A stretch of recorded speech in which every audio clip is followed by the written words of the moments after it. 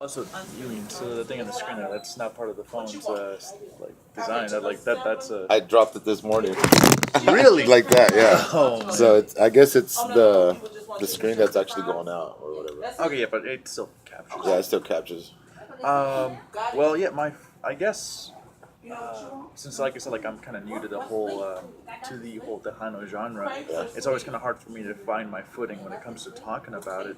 So, what has been your relation with Tejano music? How did that begin, and where it's led you up to this point? Oh man, I remember being, 5, 6 years old in Lubbock, Texas. That's where I grew up in the Lubbock, Texas area. So I remember being that old and not watching, but listening to Tejano music on vinyl. Yeah.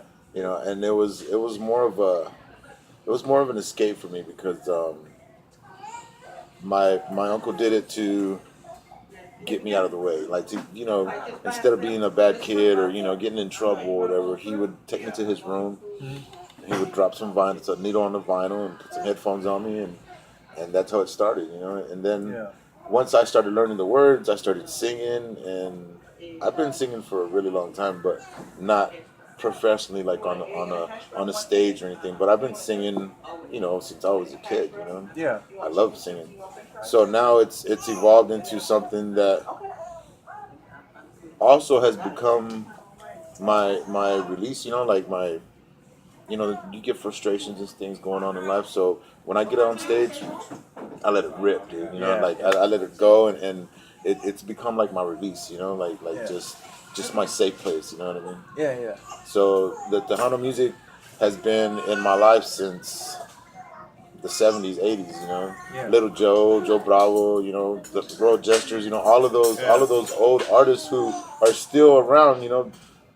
Most of the new Tejano artists, those are forgotten. Yeah. Like the new music coming in, they've kind of forgotten the old music. And Yeah.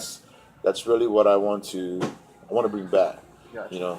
Like people don't redo Little Joe's songs. They don't redo Joe Bravo songs just because number one they're old, and number two they're so good they don't want to mess them up. Exactly. So they're afraid to touch them. But I've found confidence in what I do, and I'm gonna give it a whirl, dude. I'm gonna try to bring back a bunch of old music, from '70s and '80s, Oh, So that's an interesting topic here because, like, as I was trying to do some research and speaking to other people as well, usually the Tejano and Conjunto are kind of put in the same category, but they're still separate in their right, styles. right.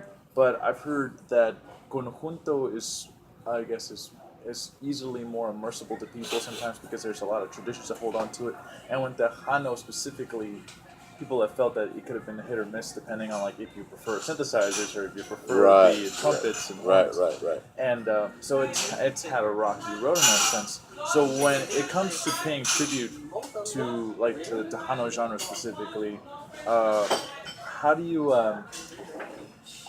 try to move it forward when trying to keep that audience like Well, stoked? the way I've experienced it, Yeah. and I've been on this little road for like going on 3 years now, and I worked at OK Corral, which is a Tejano hotspot for live music. Every Friday they have Tejano music bands there, Yeah. and I was working there as a bouncer, man. And so I got to meet a lot of the fans, but as well as a lot of the artists. Yeah. Signal. I mean, everybody you can imagine has come to OK Corral, and I ended up working with them. So the advice that The venue or working at the place? I was working at the venue. I was a bouncer, but Uh-huh. whenever them guys are off stage, I was detail security. So Cool. I got to be on a personal level. Gotcha. Did you So- ever get to personally play at that venue? No, not yet. That's I not. mean, But it's that's, it's on my to do list, dude. Oh yeah, definitely. So my bucket list. That's what it is. Because I mean, just to go back to OK Corral where it all started. Yeah, I back to started. those roots. Yeah, the roots again, once again.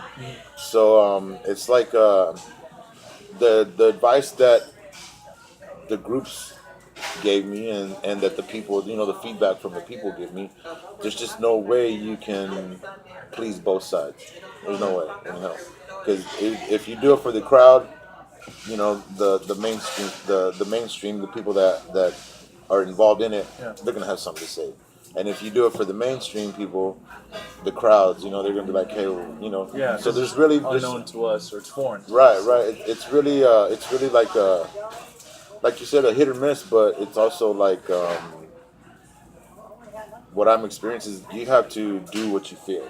Yeah. You have to sing what you feel. You can't sing to please the crowd. You can't sing to please the elders or whatever you want to call them. You can't do that. What I'm learning is you have to please yourself on stage, because if you go up there and you just go through the motions, singing regular songs, people can tell, he's not enjoying what he's doing, Yeah. and when people go to see live music, that's what they want to see. They want to see somebody up there enjoying what they're doing, so they can enjoy it with them, They don't want just somebody up there singing, regular. It's a totally different world up there. No, definitely. And I'm glad that number one, I got the opportunity to experience that, and number two, that I get to give that to people as well. Yeah. Like right now, I'm just doing local karaoke, over there where I live in Dripping Springs. But when I get up there, the people get up and dance. The people are there singing with me, So Yeah. so that's a different feeling than just getting up there and going through the motions. Like they're really there for a show. So You ever play in Austin venues? not yet. Not yet. I'm trying to work this way, but Yeah. it's still it's kind of new to me. Like I'm saying, Oh yeah, So definitely. it's just something that I don't want to take off sprinting in something I don't know anything about. So it's all baby steps. I got Baby you. steps, baby steps. So that's where it's at right now. Wow. And so, are you specifically an accordion player, or what instruments do you play? I'm actually not an accordion player. I'm learning the accordion. Oh yeah. Yeah, I bought the accordion about 3 months ago, 4 months ago now. Uh-huh. So I'm barely learning. So I can't consider myself an accordion player because I've seen the top notch accordion players and those guys, but I am a student of it. I'm learning it. It's like it's just something that I never expected when I bought it. I didn't expect it for it to grab me like it did. Yeah. Every day I wake up like a kid at Christmas. I wake up and my accordion's right there beside my bed. So, Yeah. the first thing I do is pick it up. Start playing it around and stuff. So it's all a learning experience, dude. And I don't know where it's headed. This is not my plan. Oh no, I understand. So, just for the context, so I can have something in the article for context. Like, so, how do you personally immerse yourself into the Tejano music? Like, are you a singer mostly? Yes, I'm more of a vocalist. Yeah. Vocalist. Yeah. And so, who's your band, or who do you partner up with? No one yet. No one yet. I have just producers who have let me get in their booth, record myself, not for publication, just so I can study myself, refine that you argument. refine myself, So I have a lot of big names, as far as there's one is a Grammy Award winner that lives in McCall, Texas. He's 26 years old. I think 26, 27 years old. He's got a Grammy Award already through the Tejano music industry. Who is he? Mario Vigil. Mario Vigil. Yeah. Mario Vigil, and I can Facebook him and hook you up with him if you'd like to get an interview with him, because he's Ruben Ramos's producer, and he's also the bass player for Jay Pettis, and he does a lot of work for a lot of different people, but those two names are probably the biggest names in Tejano music right now, Ruben Ramos and Jay Pettis. So that's who he works with, and he earned a Grammy last year for Ruben Ramos' CD that they put out last year. So, Yeah. First, I have to cross-reference because I think our newspaper has covered like the Tejano heritage on one other occasion before. So I had to make sure that whoever they talk to, that I don't cross-reference Right. them, because then Right. otherwise it's like I'm just repeating myself. Right. And I want to be able to follow the growth of the genre too. Right. So also, oh, you were mentioning the Tejano trails. I wasn't sure what you meant. Okay, check it out. Right here, this area before the interstate was there Yeah. was how everything got into Austin, Texas, was by the river. Yeah. Whatever they were shipping. So right here was actually where 35 and Ladybird Lake meet. Uh-huh. Was actually the dock where everything got shipped off You know, everything came off ship and everything got distributed. So Towards Austin. towards Austin, towards South Austin, North Cool. Austin. I'm talking about fish, coffee, whatever, Yeah. whatever products that were needed in the city Like, yeah. came through right here. Well, the people that were working there were Tejanos, Texans, Mexican Texans. And they were known as Tejanos, which started coincidentally populating all of this area because this is where they worked, so this is where they lived. Yeah. So they historically made what's called the Tejano Trail, which actually goes all the way to Lamar, back around this way to Cesar Chavez downtown, and then back around this way on the east side. So there's a tour that they do. It's called the Tejano Trail Tour. You can get on Facebook, and that's how I reached out to them. I didn't know what it was either until I actually asked them what it was. You know, there's little plaques on the ground Yeah. where you can actually walk yourself, and it'll take you to Okay. where different things are. Like it starts right there at the river and it goes down. You know, you walk down to Lamar and then back this way. So at every little station they have things to where, okay, it's telling you this is where the fish went, or this is where the coffee went, or you know, like little plaques. You know what I'm saying? Yeah. Just telling you what was here, what was done by the Tejanos and things like that. So it's a pretty cool little history lesson because the city started right here. You know, like right downtown. You know? Yeah. And Also, an aspect of from what I've learned from like a lot of the musicians is that a lot of the reasons why they never went through the ups and downs of like this, like I guess in terms of when you're talking about like the traditional conjunto genre in Tejano, and the ones and the other guys that became like famous in the '90s, like Selena and La Mafia, La Mafia, and all yeah, that stuff. yeah. They went through. I feel like they went through more ups and downs in rock music because they were a prominent figure, then they were kind of dissolved and faded. Yeah. But a part of what kind of kept the Tejano part of the conjunto still prevalent is that there's a sense of humility to it, where they're not just musicians, but they weren't afraid to also be laborers and still work for a living and never get carried up like rock stars. Exactly, because I mean, the one thing that I think it was Gary Hobbs told me when I met him at OK Corral, and I told him I was on this music venture, and you know it was going pretty well. Yeah. He told me the number one thing you have to do is to remember to stay humble. Yeah. He said because as soon as you get up there on that behind that mic and the light hits you, you do your gig, you come off, all of those eyes are still watching you. No matter where you go, those people are still watching you. So you have to be humble in yourself. You know, you can't walk around like you're cocky or whatever because they're gonna see that and then they're not even gonna want to see you behind the mic. You know? And you can't fake that. You can't fake and then that. get off. You can't. So you have to stay humble because money will corrupt anything, you know. Oh, yeah. Anything, and I think that's one thing that they really preach is to stay humble. That way, it doesn't corrupt you. You know, go to work. You know, pay your bills. And this is a pastime. You know, this is something we do for fun. You know, yeah, the money's good. You know what I'm saying? And there are some people who do it for money.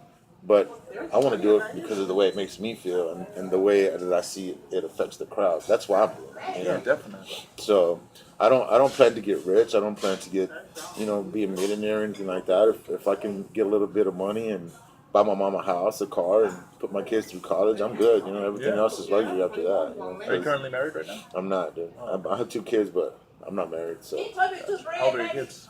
my son is 11 and my daughter just turned 5. Cool. Yeah. So he's got the big brother role right now. Yeah, the big brother, bro. He's a great kid, man. He's a great kid. I miss him a lot. Also, so what do you do as a day job? Right now, I just got back into town, dude. So I'm between jobs. Like I was stuck in West Texas for a week, you know. So the person that I was helping, I already hired somebody else. But as far as like my background, I can do anything. I can pour concrete. I can run electrical wire. I can wait tables. I can cook. You know, I can anything that needs to be done. I can do it. And as far as like my skills are considered, I have a wide range of skills. Dude. Yeah. So, and when it comes from separating yourself from your day-to-day work to getting into like the Tejano field, like how is that transition on, or how are they married and complement each other? I'll tell my mom afterwards. You know, it's kind of a it's kind of that's tricky. That's a tricky question for me because right now I'm still on the hunt. Yeah. You know, I'm still on the hunt to get up there and to do those things. As far as how to separate and prepare yourself, I just do it all mentally. You know, Yeah. it's all mental for me, and whether I'm working or I'm at home, you know, preparing, I'm running every scenario through my head. You know, every scenario, whether I'm the scenario of knocking it out or the scenario of actually, you know, messing up and how I'm going to handle that thing, you know, Yeah. because those things happen, you know, you up there on a stage one day and you freeze, you know, Yeah, yeah. so there has to be some kind of recovery process, you know, thought process that you're going to have to someday execute, you know what I mean? It may not be today or tomorrow, but one day something's going to happen to where you're just going to have to pick it up, you know, like I call it recovery. You're gonna have to recover somehow or another. You Yeah. know? So as far as separating the two, I think it becomes one, dude. You know, because Tejano music to me is like it's a part of me. You know what I'm Yeah. saying? Like I could be working, I'll be singing Tejano. You know, I could be whatever, but I'm singing. You know, and it's become a part of me. So I really can't. I can't really describe any more than that, you know, like how to separate it because to me right now it's all the same path, you know. It's Yeah. and I think it's vital that I keep it, you know, really close, not to where they merge together because I think that's Oh yeah. when things become like, oh, I have to do this or I have to do that. No, these are things I want to do, you know. Yeah, yeah, to I don't enjoy ever it. to enjoy it. I don't ever want to feel like I have to do it or I have to do this. No, these are things that I want to do, you know what I mean? So Yeah. So how did? Because I heard about you through the Austin like Tejano Music Coalition, Right. and they posted videos of the Tejano idols, Right. and so you were one of them. How did you ever get to interact with the Tejano Music Coalition like personally? oh yeah. Miss Aggie, she's the best, dude. Like really, like she's so understanding. She's so helpful. She's number one a fan. You know, a fan of Tejano music. So I think that passion that she has shows in the things that are happening right now in Tejano music. Not only with the coalition, but you know, in Tejano music period, because there seems to be a huge explosion going on right now in the Tejano music industry. And I'm not saying that it's because of me or because of her, but I think all of us together, you know, pushing that issue, you know, making it known that hey, you know what, Tejano music is still here. I think it's actually giving more notice, and not just in Texas or in Austin. You know, this Tejano music goes from East Coast to West Coast and everywhere in between. You know? Yeah. So How would you like the genre to change at some point? Because some people are concerned. I think audiences are concerned that when it's like when you book a venue and you're not getting the response you want because some people either don't fully connect with the Hano culture or they're just or some artists are forgotten. Somebody will just throw a cover of another popular artist like Selena or Right. yeah, or you know or it might try to cover somebody to make up for that instead of like getting new material out there. So how do you think you can innovate on the genre? well, historically, Tejano music is there's not really a whole lot of new Tejano music. You know, all the new in Tejano music it would be like in the past 5 or 6 years because everything before that are just songs that have been redone. You know, retempoed, actually made from a balada to a cumbia or to you know just switched around like musically. So there's really not a whole lot of new Tejano music, and I think it has to do with the way you know the crowd is gonna react to it because they the old schools, you know, the old school Tejano fans, they want their old school Tejano, you know, Yeah. and they're really closed doors into letting in new Tejano, which gives the new artist a very slim chance of actually impressing them, you know, and actually getting people to like their new music just because it doesn't sound like the old music, you know. Yeah, I was talking to somebody. You ever